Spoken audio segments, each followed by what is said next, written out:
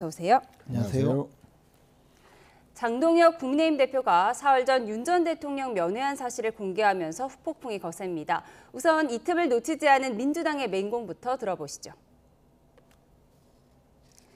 네, 장동혁 대표는 지난 17일 오전 김민수 최고위원과 함께 서울구치소에 있는 윤 전 대통령을 10분 동안 일반 면담 형식으로 만난 사실을 알리면서 힘든 상황에서도 성경 말씀과 기도로 단단히 무장하고 계셨다.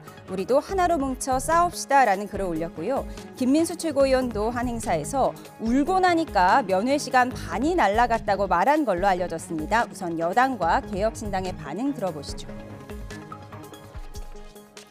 국민의힘은 위헌정당 해산 심판의 날이 멀지 않았음을 명심하시기 바랍니다. 죽도 밥도 아닌 개떡같은 정치를 해버린 거예요. 그야말로 개떡같은 결론이 나버린 게 뭐냐면 국감 시기에 이 좋은 타이밍에 저 갔다 와서 한다는 소리가 성경과 기도로 무장하고 있다는데 그러니까 반성 없는 내란 수계를 위해서 장동혁은 그야말로 신을 모독해버린 거예요. 종교 집단 그리고 강성 집단에 휘둘리는 거에 더해가지고 탄핵을 당하고 이미 매우 중한 혐의로 재판을 받고 있는 전직 대통령에게 무엇을 그렇게 얻을 것이 있다고 저렇게 달라붙느냐. 저는 정무적 판단 능력에 상당한 오류가 있다 이렇게 생각합니다.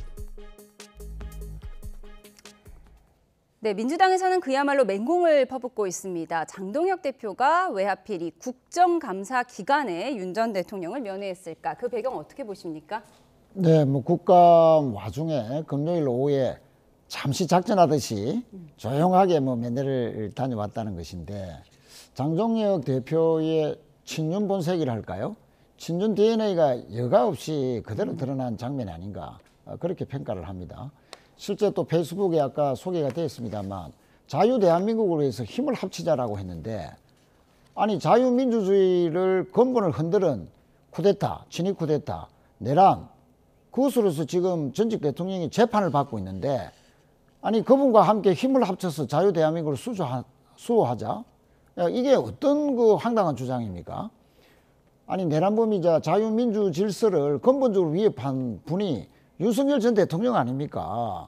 그분하고 힘을 합쳐서 뭘 어떻게 하자는 것인지 쿠데타라도 다시 일으키자는 것인지 아무리 지지자를 향한 관리 차원에서 면회를 했다고 하더라도 이 도가 지나친 판단 아닙니까? 우리가 하나로 뭉쳐서 윤석열 대통령과 하나로 뭉치자 이것을 이해하고 동의할 만한 국민들이 과연 얼마나 있겠습니까? 그래서 장동혁 대표의 이런 면회는 그 면회 이상의 방금 그 메시지 그 자체로서 앞으로 이 우경화된 또 친윤 강성 지지층에게만 휘둘리는 장동혁 대표의 앞으로의 지도력이 상당히 우려된다. 국민적으로 여러 가지로 아마 지적을 많이 받을 수밖에 없는 그런 면회가 아니었나 그렇게 평가합니다. 예.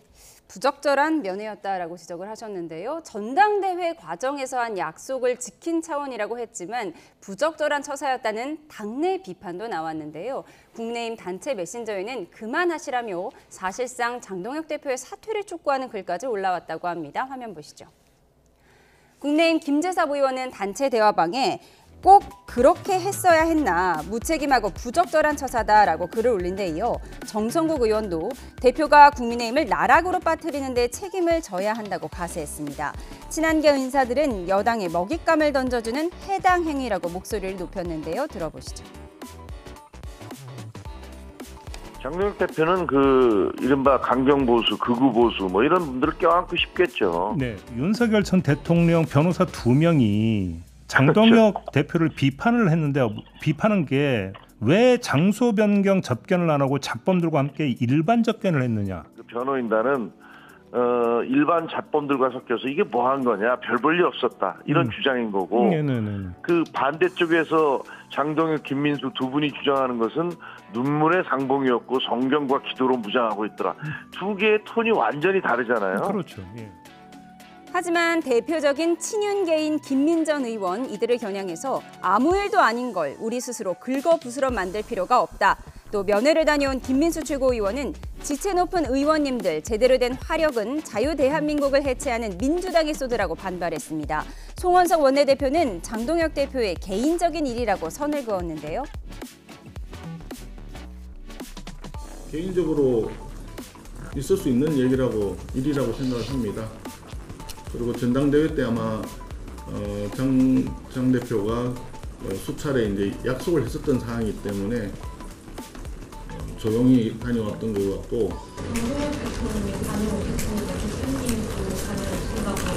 저는 전당대회에 나간 적도 없고 면회를 가겠다고 약속한 적도 없습니다. 네, 장동혁 대표가 SNS를 통해서 지난 17일 윤 전 대통령을 접견하고 온 사실을 공개했는데 일반 접견 방식을 통해서 10분 동안 접견을 했습니다. 특별 면회와 일반 접견 어떤 차이가 있는 건가요? 흔히 특별 면회라고 하지만 이제 그 법률상 용어 내지 실무적으로 하는 용어는 장소 변경 접견이라고 합니다. 우리가 흔히 이제 재소자들 또는 구속된 피의자들의 경우에 접견 신청을 하면 그 순서에 따라서 또 횟수 제한이 있습니다. 통상 하루에 한 번 정도 면회를 할 수 있는데 그때는 우리 가끔 드라마 같은 데 보면 유리창을 사이에 두고 대화를 하는 그런 접견이죠. 근데 이제 이런 경우에는 많은 사람들이 기다리고 있고 이래서 한 10분 정도 접견을 하는 그런 방식이고, 이 장소 변경 접견은 특별히 이제 교도소장 내지 구치소장이 허용하는 경우에 그런 일반적인 접견 장소가 아니고 제3의 장소, 그럼 둘이 앉아서 대화도 할 수 있고 시간도 한 30분 정도 그렇게 넉넉하게 주면서 서로 신체적으로 악수를 한다든가 이런 접촉도 할 수 있으면서 이제 접견을 하는 것인데요. 물론 이때도 교도관이 그 접견 내용을 전부 메모를 하고 있습니다. 그러나 어쨌든 이런 경우에 조금 자유롭게 대화를 할 수 있는데 아마 그런 면에서 전직 대통령과 또 제1야당의 대표가 만났는데 그냥 일반적인 접견만 한 것 아니냐 이런 비판을 한 것이죠. 그런데 장동혁 대표나 김민수 최고위원의 경우에는 실제로 그 이전에 장소 변경 접견, 이른바 특별면회 신청을 했었는데 수사기관 내지 구치소장으로부터 거절당했어요. 그래서 허가가 되지 않아서 그 다음에는 그냥 일반 접견을 통해서 접견을 했다. 그런 내용입니다. 이것은 사실 그 장동혁 대표는 당초에 그 장소 변경 접견을 통해서 좀 상세하고도 구체적으로 윤석열 대통령과 그 의사소통을 하고 싶어 했는데 그것이 받아들여지지 않으니까 이렇게 일반 접견을 한 것인데요. 저는 이 내용 자체가 문제가 된다고 생각하지도 않고 또 장동혁 대표는 제가 출마했던 그 전당대회 과정에 윤석열 전 대통령을 빠른 시일 내에 접견을 하겠다라고 공개적으로 약속을 했습니다. 그리고 그에 대해서 또 많이 공감하는 분들은 장동혁 대표를 지지하는 의사표시도 실제 했거든요. 그렇기 때문에 장동혁 대표가 이 윤석열 전 대통령을 면회하는 그런 개인적인 정치 행위를 한 것인데, 그 과정에서 사실 저도 만약에 우리 최고위에서 결정을 해서 최고위원 전원이 참석하는 그런 결정이 있었다면 저도 당연히 따라갔을 텐데, 저는 이번 그 장동혁 대표와 김민수 최고위원이 윤석열 전 대통령을 접견하는 내용을 알지 못했습니다. 그래서 아마 두 분이 개인적인 정치적인 의사결정에 따라서 접견한 것으로 알고 있습니다. 예, 장동혁 대표의 윤석열 전 대통령 면회에 대한 두 분의 의견을 들어봤습니다. 그런가 하면 캄보디아에 감금됐던 우리 국민을 전세기로 이용해 데려온 것을 두고 정치권 공방이 이어지고 있습니다. 국민의힘은 이번 송환을 보여주기식 쇼라고 비판했고, 민주당은 국민 보호가 우선이라며 맞서고 있는데요. 3명을 구출했다고 밝힌 김병주 최고위원, 눈물까지 흘렸는데 어떤 사연일까요? 네, 사성장군 출신의 김병주 의원, 지난 주말 캄보디아에 있던 우리 청년 3명을 구출했다며 첩보 영화를 찍는 심정으로 구출 작전을 펼쳤다고 적었는데요. 이에 한 캄보디아 교민이 실제 구조는 현지 교민들이 조용히 진행해 왔으며 김 최고위원은 단 이틀 일정으로 방문한 것이라며 정치인의 쇼맨십은 교민을 죽이는 일이라고 반박했습니다. 게다가 김 의원이 공개한 사직 속 인물은 피해자가 아니라 용의자에 가까운 사람이라고 전했습니다. 국내인 김성태 전 의원의 목소리 들어보시죠. 그 구출한 그 청년을 한번 보시오. 온몸에 문신이 이루어져 가지고 단순하게 정말 이 불법 사기 집단의 게임에 고액 그냥 벌이에 이렇게 게임에 넘어가지고 그런 선량한 청년으로 비춰지냐 이거요. 그걸 갖다 성과 실적으로 이렇게 포장해가지고 하면은 본질은 따로 있다는 거죠 여전히. 네, 이 같은 정치 쇼 논란에 김병조 민주당 의원은 눈물을 흘렸는데요. 어떤 사연일지 들어보시죠. 절박함으로 했습니다. 어떻게 정치적으로 했겠습니까? 정치인의 첫 번째 임무는 국민의 생명을 지켜내는 겁니다. 그것을 했을 뿐입니다. 왜곡하지 않았었으면 좋겠습니다. 네, 결국 우리 국민을 대상으로 돈을 뜯어낸 가해자인지 아니면 고문당한 피해자인지 그 중간쯤에 어디쯤인지 이 논란인 것 같습니다. 김병조 의원은 정부가 송환한 64명과 별도로 감금돼 있던 우리 국민 3명을 대책단이 추가로 구출했다고 전했는데 오늘 눈물까지 흘렸어요. 아무래도 정치쇼 논란에 좀 억울한 것 같습니다. 그렇습니다. 김병주 최고위원 입장에서는 뭐 쇼맨십이다, 쇼맨십이 발휘됐다, 뭐 이런 평가의 일부가 있었지만 그 부분에 대해서 매우 좀 억울하다. 또 그 짧은 기간이었지만 아침에 이제 라디오 방송에 나와서 그 과정을 구출하는 과정을 제가 상세하게 다 들었는데요. 그 과정을 살펴보면 상당히 우여곡절이 많았고 특히 캄보디아 경찰 당국의 어떤 소극적인 자세 때문에 오락가락했답니다. 특히 이제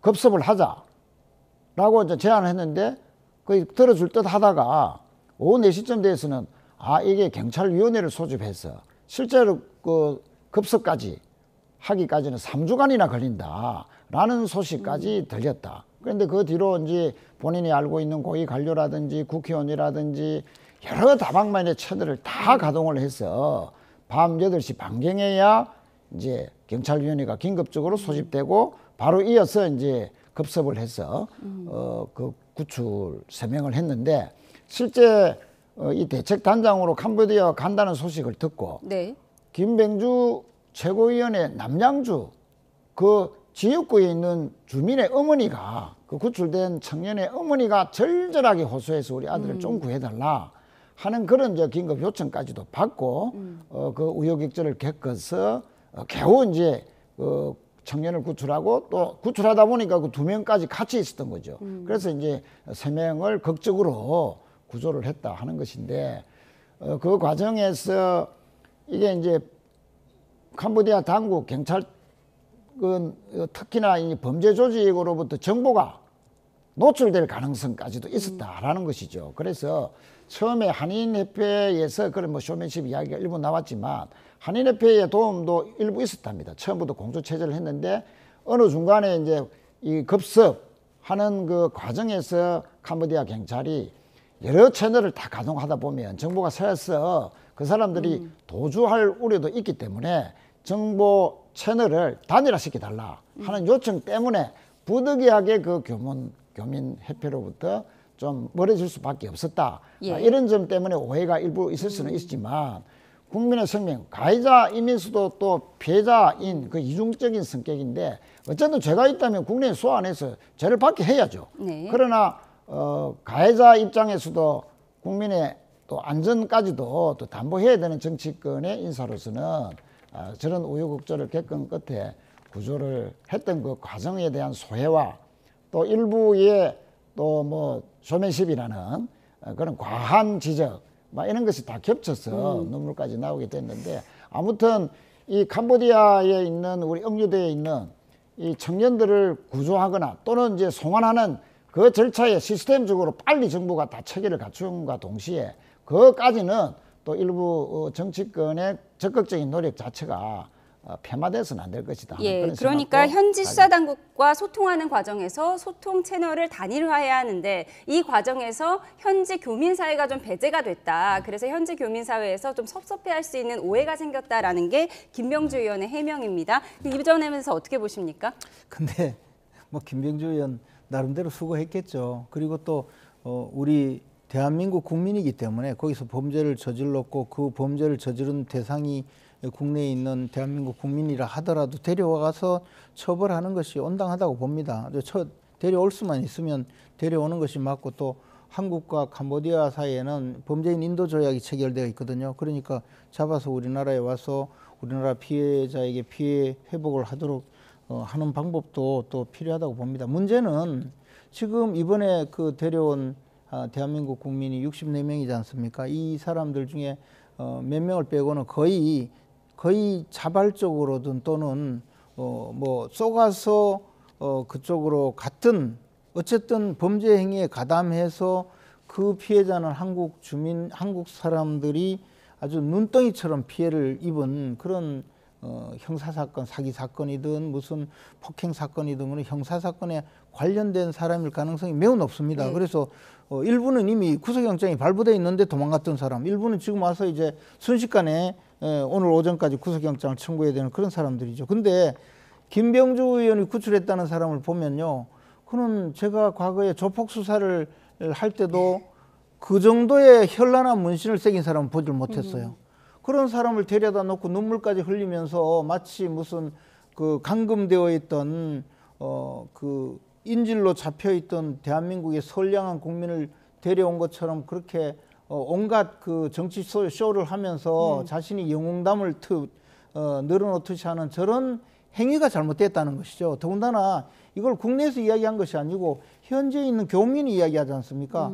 지금 말씀하신 것처럼 뭐 대단한 일을 한 것처럼 이야기하지만 현지 교민이 그 SNS에 올린 글을 보면요, 한국에서 이거 저 작전을 오히려 그 시간을 주지 않아서 현지 경찰은 준비가 다 돼 있는데도 체포로 가지를 못했다는 것 아닙니까? 이 사람들이 체포 대상이에요.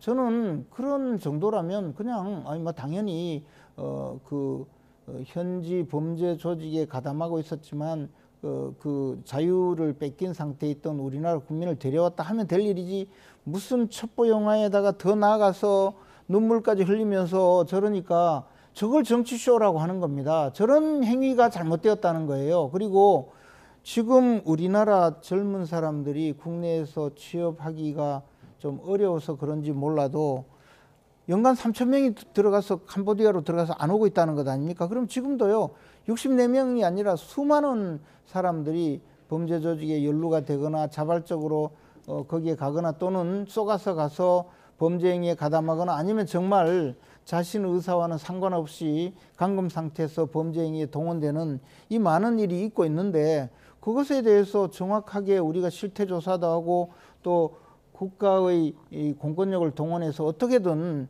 데려올 생각을 하진 않고 기껏 가서 정치쇼만 벌이고 오니까 저런 비난을 받는 것 아니겠습니까? 예, 그러니까 100% 속은 피해자인지 범죄인지 알고 간 가해자인지 구분하기가 좀 힘든 상황에서 이 구출했다는 청년의 문신 모습이 좀 논란이 되는 것 같습니다.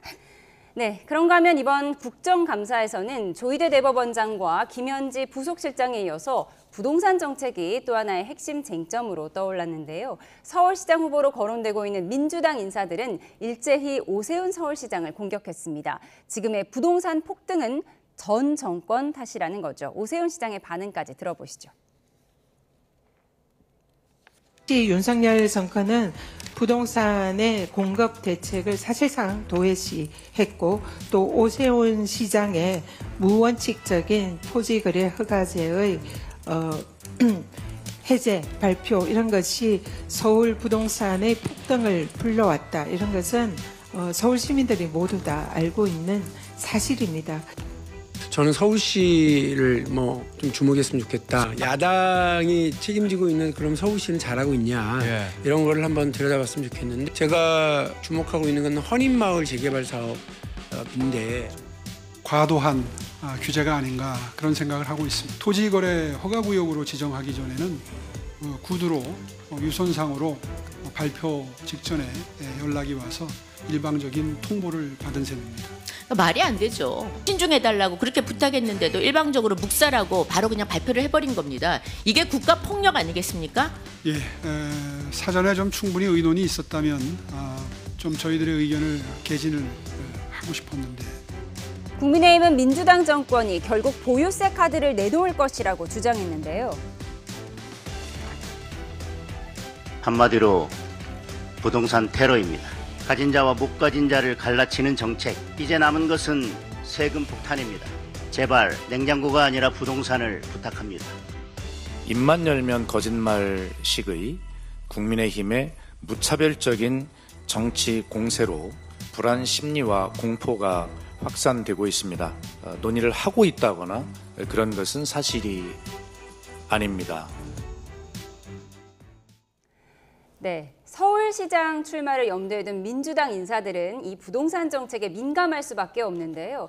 오세훈 시장을 겨냥하는 가운데 오늘 박용진 전 의원은 이번 부동산 대책이 지방선거에 악재가 될 수도 있다 이렇게 우려를 했습니다. 지금 당내 분위기 솔직히 어떻습니까? 지금 뭐 당은 세제 개편 또는 보유세 인상 이런 그 세금 대책보다도 네. 오히려 가장 구체적이고 실감나는 이재명 정부 5년 기간 안에 양질의 싼 아파트를 서울에서도 살 수 있다는 확실한 공급 대책을 우선해라 하는 그런 요구 속에서 보유세 인상이 오히려 주가 되는 또 우선되는 듯한 이런 이제 메시지 이런 측면에서의 문제 제기가 아닌가 그렇게 생각하고요. 실제 이제 11호 대책은 강력한 수요 억제 대책이죠. 네. 특히 그 강남을 중심으로 했던 이 부동산 가격, 집값이 폭등이라고 표현될 정도로 아주 오래 들어서 이제 본격적으로 상승하기 시작했는데 이것이 일부 강남 지역을 이상 넘어가서 서울 전역으로 확산될 기미가 보이지 네. 않습니까? 그러면 이 폭등세를 당장에 진정시키지 않고서는 앞으로 이재명 정부의 어떠한 부동산 정책도 상당히 그 실패할 확률이 높아간다 네. 하는 그런 위기의식의 대책 속에서 이번 11호 대책이 나왔다. 그런 측면에서 지금 당장 뭐 꽁꽁 얼어붙은 부동산 시장만 보더라도 오늘 상황만 보더라도 당장에는 성공한 거 아니냐 그런 거죠. 그러나 이것으로 완결되는 것은 아니고 강력한 공급 대책, 실감나는 공급 대책에 이어서 또한 그 또 다른 공급 대책의 일환으로서도 보유세 인상이나 대신에 매물을 좀 내놔야 되니까 보유세를 인상한다고 해서 바로 매물이 되는 게 아니고 견디지 못할 분들이 팔 수 있는 여건, 거래세라든지 또는 이제 양도세라든지 이런 것은 현실적으로 또 낮춰주는 이런 속에서의 세제 합리화 대책이 함께 이루어져야 되는데 당은 아무래도 세금에 조금 민감하다 보니까 추가적인 공급 대책을 우선시해라 네. 하는 그런 요구고 정부는 이렇게 세제 개편, 보유세 인상이라도 할 수 있다 하는 그런 이제 메시지를 계속 흘림으로써 11호 규제 대책의 실효성을 높이기는 그런 그 부동산 심리 조정의 한 그 방편이 아닌가. 예. 그래서 이 양 정책은 동시에 되든지 아니면 추가적인 공급 대책이 우선되면서 보유세 인상 등은 뒤따를 것으로 그렇게 보고 있습니다. 아직 보유세 카드는 가시화된 건 아니고 지금 대출 규제를 확 조였다는 점, 지금 이 점을 놓고 국민의힘에서는 일제히 이번 부동산 대책을 비판하고 있는 상황이고요. 민주당 내에서는 좀 지역구마다 의원들 또 인사들의 입장이 조금씩 다른 것 같습니다. 예를 들어서 지금 박용진 전 의원 같은 경우에는 강북구에 이제 근거를 두고 있기 때문에 왜 강북구는 집값 많이 안 올랐는데 우리까지 규제 지역에 포함됐는지 좀 부적절하다 이런 비판을 하기도 했습니다. 근데 이제 민주당이 과거에도 민주당이 집권할 때 문재인 정권 또는 그 앞에 노무현 정권 때는 항상 서울에 주택 가격이 폭등을 했죠. 그리고 지금 뭐 그 윤석열 정권 핑계를 대거나 하는데 그 앞에 박근혜 정권이든 윤석열 정권이든 집값이 아주 안정화된 시기였어요. 그리고 그 당시에는 대부분 주택 그 정책이 그 공급 위주로 짜여졌습니다. 그래서 재건축, 재개발도 절차를 완화하고 빨리 재건축을 할 수 있도록 많은 행정 규제를 완화하고 층고라든가 종상향도 좀 자유롭게 허용해주는 이런 방식을 진행을 했었는데 서울시장도 박원순 시장 시절에는 거의 재건축을 못하도록 막았었죠. 이렇게 하다 보니까 10여 년가량 이 서울의 신규 주택 공급이 거의 차단되는 그런 상황이 되어 왔습니다. 그런데 지금 와서 무슨 과거 정권 탓을 하고 또 과거 정권 때문에 지금 집값이 오른다 이런 황당무계한 주장을 하는 저분들은 정권을 차라리 담당하지 말지 왜 정권을 담당해서 저런 이야기를 하는가 싶은 생각입니다. 그런데 이번에 나온 이 정책은요, 일단 집값이 오르니까 집 사지 말라고 그냥 집 사는 걸 중단시키는 정책이에요. 그러니까 주택을 사기 위해서는 그 많은 돈 수십억, 십수억 되는 이런 모든 돈을 현금으로 자기가 갖고 있는 사람만 주택을 살 수 있도록 지금 그렇게 허용하겠다는 거거든요. 그러니까 지금 현재 집권층 같은 그런 분들은 돈이 많으니까 현금 가지고 집을 살 수 있겠지만 사실 젊은 세대나 또는 집을 한번 사서 서울에서 주택을 구입하고자 하는 분들은 사실 그만한 돈이 있으면요, 그 집 걱정을 별로 안 해요. 근데 이것을 과연 대출을 어느 정도 해줄 건가 하는 것은 사실 금융기관에서 이분이 돈을 빌려가도 갚을 여력이 되는지 아닌지 심사를 해서 집을 사는 돈이든 아니든 그 대출을 해주면 되는데 이걸 확 묶어버리면 결국에는 집 사고 싶은 사람도 집을 못 사게 막아서 결국은 집 살 사람이 없으니까 집값 떨어질 것 아니냐 이런 생각이거든요. 근데 어차피 사람들은 집을 많이 보유하고 있는 사람도 자기가 그 집을 다 소유하는 것이 아니고 일부는 임대를 하기 때문에 공급으로 나오게 되거든요. 그러면 임대주택에 사는 분 또는 전세로 사는 분 또는 집을 구입하는 분 이런 분들이 각각 그 성향과 또 여력에 맞게 네. 주택을 보유하게 해야 되는데 이것을 금지를 시켜놓고 이제 와서 공급하겠다고 하면 집이 하루아침에 공급이 됩니까? 예, 국민의힘 장동혁 대표는 뭐 부동산 테러라는 말을 쓰기도 그러니까 했는데요. 예를 들어 재건축을 해서 집을 현재 그 130% 정도로 한 30%로 저 집을 또 좀 더 세대수를 늘릴 수 있도록 공급을 하려고 하면요 한 10년 걸리거든요. 근데 지금 와서 우선 저 주택 수요를 묶어놓고 즉 집을 못 사게 막아놓고 지금부터 주택을 공급하겠다는 거 아닙니까? 주택이 하루아침에 공급이 됩니까? 네. 아니 그런 정책이 어디 있습니까? 예, 박원석 전 의원은 불가피하게 시장을 맞추시키는 정책이다 이런 표현을 쓰기도 했습니다. 방금 이제 조금 바로잡을 것은 김전 우리 최고위원께서 현금 있는 사람만 살 수 있다고 하시는데 이번 11호 그 대출 규제도 15억 이하 네. 서울의 평균 아파트 값이 15억 정도 보지 않습니까? 그 평균 가격 이하로 사는 분들은 그대로 대출이 6억이 가능합니다.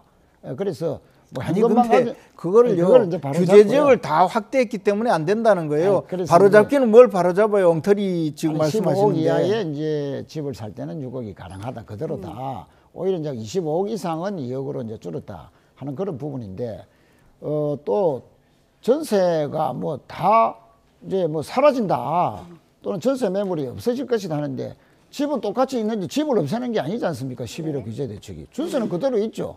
집을 팔았면 집을 판 그 집은 또 전세 매물이 그대로 있는 건 아니겠어요. 전세 총량은 그대로다. 그런데 마치 전세가 없어질 것처럼 전세 매물이 아예 당장 사라지는 것처럼 그렇게 호도하는 것도 현실이 아니다. 예, 그러니까 민주당에서는 15억 원 이하 아파트는 6억 원까지 대출을 해주기 그렇습니다. 때문에 그렇게 대출을 다 막은 것이 아니다라고 주장을 하고 있고요. 뭐 부동산 테러라든지 이런 과한 표현을 하는 것은 결국은 부동산 안정, 아파트를 집값을 안정화시켜야 한다는 것은 주택 약자들, 집 없는 분들, 청년, 신혼부부들 이런 분들이 현실적으로 서울에서도 아파트를 살 수 있는 여건과 환경을 만들자는 게 부동산 정책 아니겠습니까? 그것 자체를 근본적으로 흔들려는 의도면 그것은 국민들의 공감이나 특히 주택 약자들의 공감을 얻기는 힘들 것이다. 예, 그러니까 민주당에서는 15억 이하 아파트는 6억 원까지 대출해주기 때문에 규제를 막은 것이 아니다라는 주장이고, 국민의힘에서는 서울 아파트 평균값이 지금 15억 원에 달하는데 이 15억 원 이상의 아파트들 대출 못 받게 하는 것은 주거 사다리를 걷어찬 것이다, 이런 양반의 주장이 있습니다. 두 분의 의견을 들어봤고요. 다음 주제 살펴보겠습니다.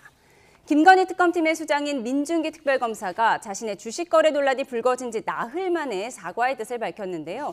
국민의힘에서는 도둑놈이 경찰청장 행세를 한다며 공세 수위를 높였습니다. 장동혁 대표의 목소리부터 들어보시죠. 도둑놈이 몽둥이 들고 설치는 것을 넘어서 경찰청장 행세를 하고 있는 꼴입니다. 개미들의 피눈물을 빨아 떵떵거리며 살고 있습니다. 그 더러운 손으로 주가 조작 사건을 수사하겠다고 가면을 쓰고 있습니다.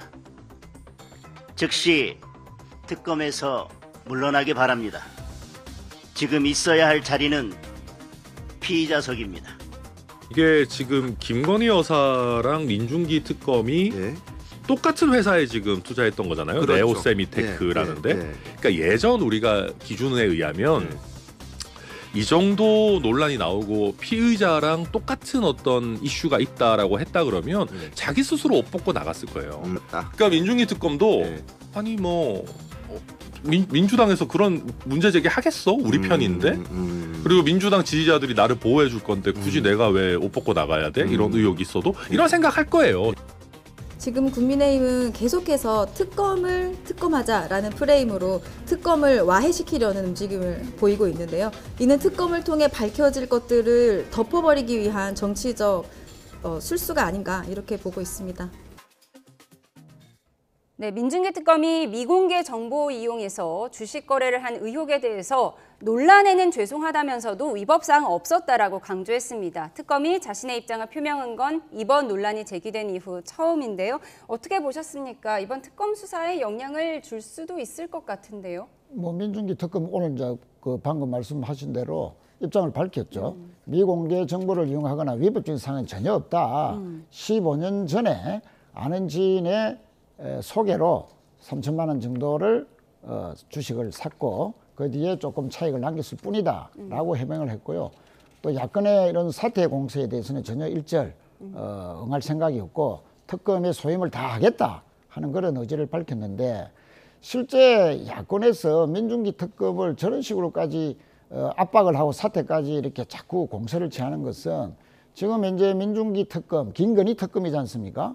여기서 지금 국민의힘에 불리한 여러 가지 수사들을, 예를 들면 통일교와의 유착, 통일교의 아주 그에게 대선 자금에 유입된 거 아니냐. 이것은 어떤 한 개인 정치인의 정치자금법 위반 소지를 넘어서서 구조적으로 대선 자금이 당에 유입된 건 아니냐라는 의혹까지도 지금 수사를 앞두고 있는데, 또 하고 있는 과정에서 이렇게 국민의힘에게 불리한 수사가 김건희 특검, 민중기 특검에 계속되자 이를 좀 더 뒤덮고 또는 정치적으로 공격을 해서 약화시키려는 의도로 민중기 특검을 흔들려는 의도로 하는 것 아니냐 하는 그런 이제 의구심을 우리는 강하게 가지고 있고요.